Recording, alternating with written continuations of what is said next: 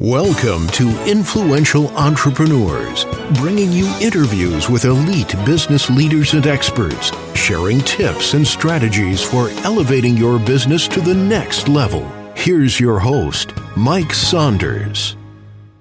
Hello and welcome to this episode of Influential Entrepreneurs. This is Mike Saunders, the Authority Positioning Coach. Today we have with us Ryan Frederick, who is the principal at digital product firm AWH. Ryan, welcome to the program. Mike, thanks for having me. Hey, so I'm excited to talk to you because I think that so many times today people feel like the word product is tangible, and many times it is, but you guys focus on digital products. So I want to dive into what that means and what that opportunity could be for businesses. Give us a little bit of background on yourself, and then we'll dive into learning. Yeah, that's a great setup because I think product has been co-opted for better or for worse from the software space. And even though, all of us use physical products every day, in the grand sort of conversation now, product almost always means, software or digital products because software is eating the world. So I've been a part of starting 6 software companies over time. 2 of them went relatively well. 2 of them went okay. 2 of them were abject failures. So I've experienced the journey going well and it also going not so well. And then 10 years ago, joined a product firm, AWH, that you mentioned. So I've been a principal at the firm now for 10 years. We help clients from startups up to enterprises to build software products. And then I've written 2 books. Now an angel investor, and have had opportunities to sort of expand into other creative endeavors. So a very less than strategic and less than planned journey, but good and enjoyable overall. Yeah, I was talking to someone just this week that runs a firm where they were talking about how so many times you can get pigeonholed into one certain, type of job description or job production. And, if you can make your team have a variety of not only roles, but interest and maybe even side hustles. And if that side hustle can benefit the firm, because, you might write the book, but it's about, concepts that the firm, executes on. So I think that's such a healthy way to approach business because, boy, punching the clock or, turning the screws on that widget sure can get old over time. Yeah, definitely. And I think that there's, one of the things that's gotten lost, I think, as part of sales, marketing, thought leadership, et cetera, is the fact that you need a sort of stack of different content and thought leadership. You need some macro stuff like books and ebooks and white papers, and then you need micro stuff like blog posts and podcasts, and you need a combination. And I think a lot of people and a lot of firms shy away from the macro stuff because it takes so long to, write a book and to put out a really good research paper. And so people now, I think, gravitate a little bit too much and rely too much on the micro and don't do enough of the macro. And I think there's a place for both. Yeah, 100%. And, I find it curious that one of your little mantras or statements that you say is many people should not be an entrepreneur. So when you think about an organization, that's one thing. You're a team, part of a team and in a, maybe a leader. But let's talk about entrepreneurs. Why do you feel like people maybe should not be an entrepreneur? Yeah, I think it's mostly because people don't understand what they're really signing up for. Most people think it's going to be glamorous and sexy and romantic, and they're going to make a shit ton of money really fast. And they don't understand the grind, and they also aren't disciplined enough to actually make it work. People have, an idea or identify a problem, et cetera, and that is such a small part of making it actually work. It's the day in, day out, ruthless prioritization, ruthless execution that makes something, ultimately come to fruition. And look, most people aren't that disciplined, right? Most people aren't as healthy and fit as they want to be because they're not as disciplined as they need to be. They don't have the relationships they want because they're not as intentional and disciplined about, cultivating the relationships. And so most people aren't disciplined. And being an entrepreneur, for me, is about two things. It's about being an unending problem solver and then being relentlessly disciplined.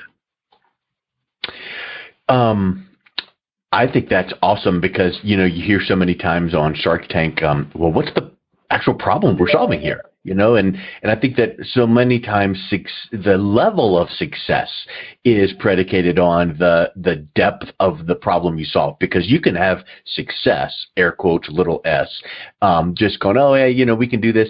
But if there is a real problem, whatever that might be, let's think of, I don't know, cybercrime. If your company got hit by, some cyber, whatever infusion and you were called in, man, that is a big problem, and if you can solve it quickly and efficiently, that's huge. But if you're talking, again in the IT, if you're just talking about, oh well, we put in some filters and in case your people want, then it's not really a problem and it can get ignored. What do you do? What do you tell your clients regarding that kind of a mindset?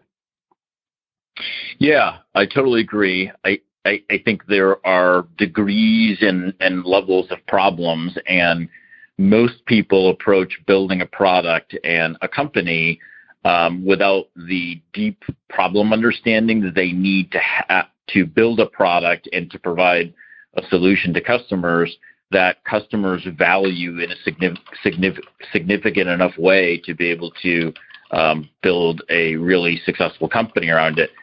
We're also wired to, when we see a problem, we're wired to start solutioning against it and building against it really, really early and soon, which means we then often build a shallow and superficial, low-value solution to the problem. And the one thing that I talk to entrepreneurs that I get a chance to talk to is, if you don't understand the problem at an expert level, and to me that means better than your customers and your users, then you don't understand it well enough yet to build a product that your customers are going to value well enough and pay enough for to make sense, to build that product. And then I say, look, spend another 2 years understanding the problem, or 4 years, or whatever it is. And of course that goes over like a lead balloon because people don't want to kind of invest that kind of time. But I truly believe if you're going to solve a problem in a meaningful way, you've got to understand it at an expert level. Yeah, it's almost like someone took the concept of minimum viable product and never iterated from there. Like, oh yeah, let's just get it going, and then you just kind of ignore it and, well, let's build it. Let's make it better, bigger, faster. Yeah, and I do see a lot of products and a lot of companies that they build an MVP or an initial prototype, and then they're sort of stuck because they get to that point and they're like, okay, well, we've now validated this little piece of the problem with maybe a customer or two, but that's just a compass that lets you know that you're at least heading in a direction, right? That might get you to a destination that looks good. But then they're sort of stuck because then they don't know where to go from it. They don't have enough understanding of the problem to build out the solution further. They don't understand enough yet to market it and sell it properly to acquire more customers. They don't know it enough yet to go out and raise a bunch more money.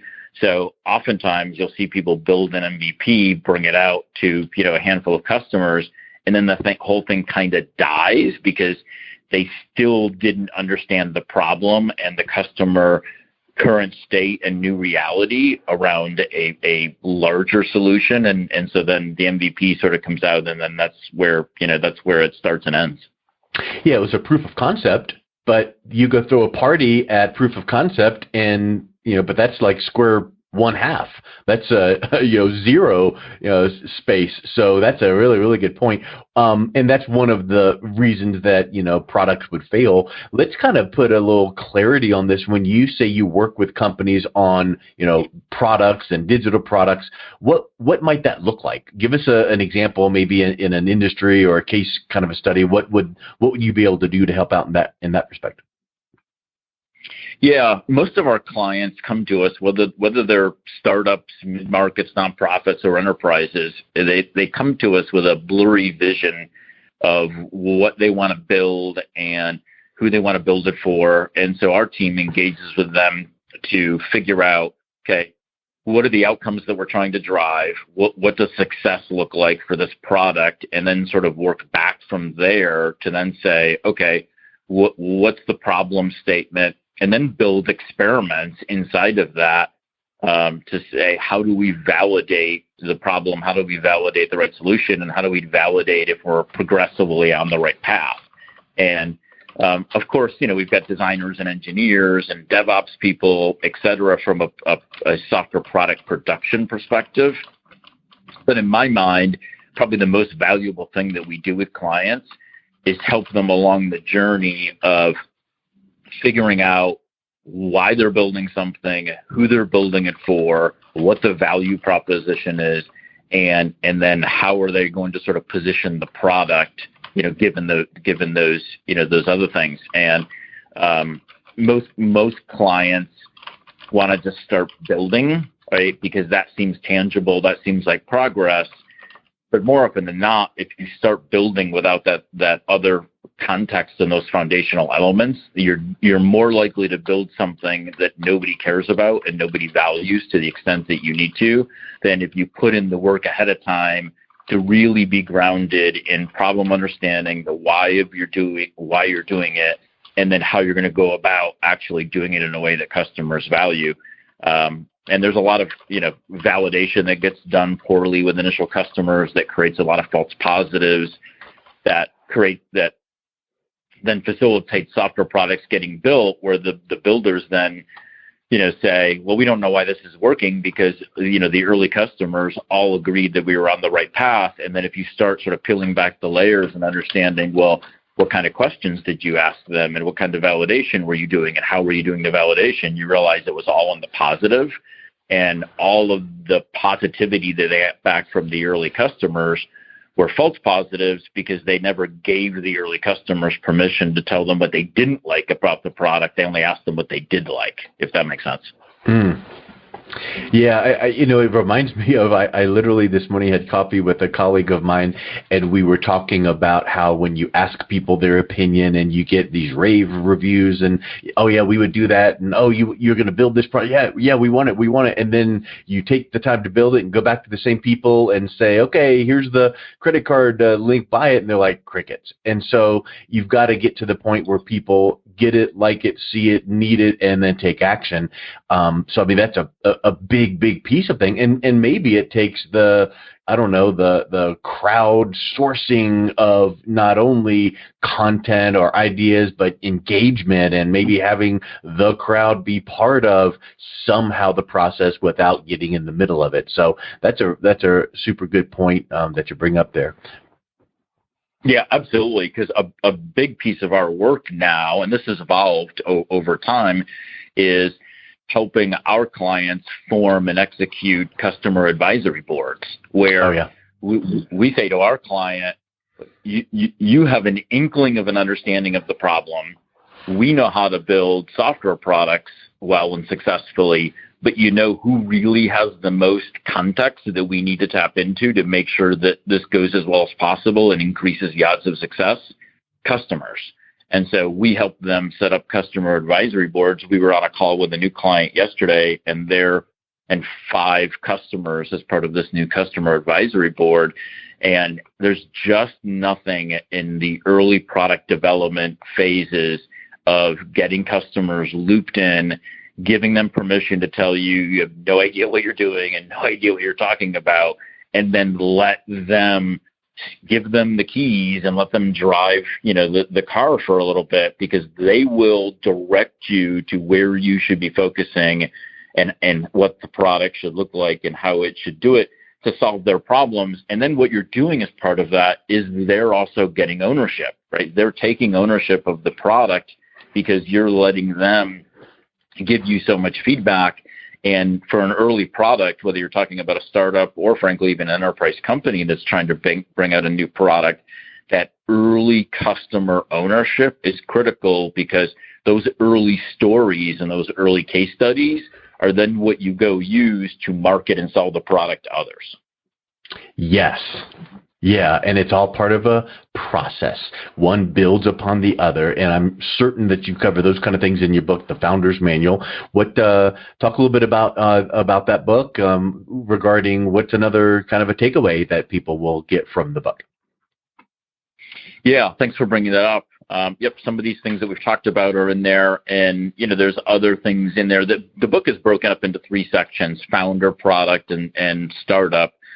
And I talk about the founder journey in the founder section, and why most people shouldn't be founders, and why those that do become founders are often in it for the wrong reasons and aren't self-aware enough and don't have enough discipline, etc. In the product section, talk more about doing proper customer validation and building products effectively.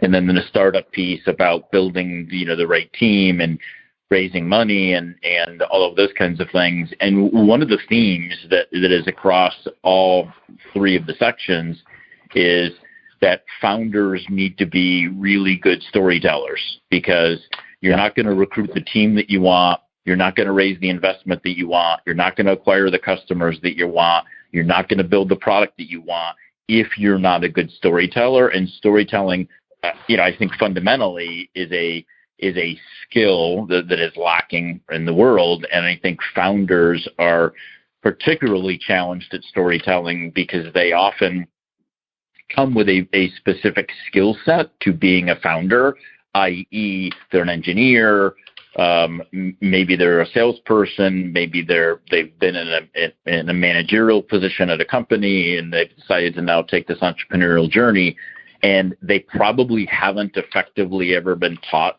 how to be a good storyteller before, and now they're in this situation where storytelling means everything. Well, and I would even add to that, about the time that you figure out the story you should be telling and kind of get that, dialed in and polished up well, the story needs to be updated, because not that your actual foundation or mission or vision change, but nuances change, and you need that story framework dialed in so well that you can kind of shift and pivot and bob and weave to kind of bring freshness to it. Absolutely. One of the things that I chastise entrepreneurs frequently about, that I see pitch decks from, and they want to talk to me about either investing or helping them with the product, is they send me the pitch deck, and then they'll get to a point on a slide and they're like, oh, well, that needs to be updated, or well, we've added 4 more customers, right, to that, and I'm like, why would you ever send a pitch deck that wasn't the current state of the company? And it just, reinforces your point that these are living, breathing things, but often the storytelling and then the materials around telling the story get outdated, and that's how I also know that a founder doesn't value storytelling, because if the pitch deck is 6 months old and yet you're trying to raise money from investors with a 6-month-old pitch deck, that the team is outdated, the customers are outdated, the product is outdated, it's like you don't get storytelling, and you're probably not going to be that effective moving forward, because you think that a 6-month-old pitch deck is telling a good story, and then it's not, and founders have a lot going on, right? And anybody who's building a software product and creating anything knows how hard it is, and everything is super fragile. But if you understand the value of, you've got to create some inspiration and motivation for an investor or a customer or somebody to join the team that would be a highly valued team member, then man, you better get the storytelling piece right, and you better keep your content around the story up to date. Otherwise, you're sort of hamstringing yourself through the process. 100%. Well, Ryan, thanks so much. It was really super chatting with you about your experiences and your advice and your books. What's the best way that people can reach out, not only connect with you, but even pick up a copy of your books? Yeah, the best way is awh.net. That's the product firm's website, but there are links to the books on that site as well. So start there, and then people can jump to a couple of different places. Excellent. Well, Ryan, thank you so much for coming on today. Appreciate it. Thanks for having me, Mike.